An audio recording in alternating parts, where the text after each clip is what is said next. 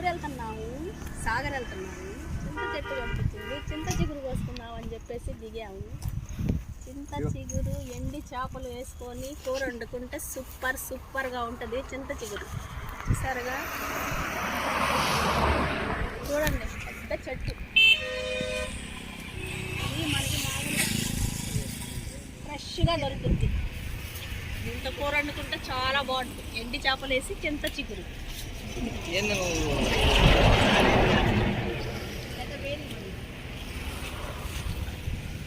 చూడండి ఎట్లా వస్తున్నాము.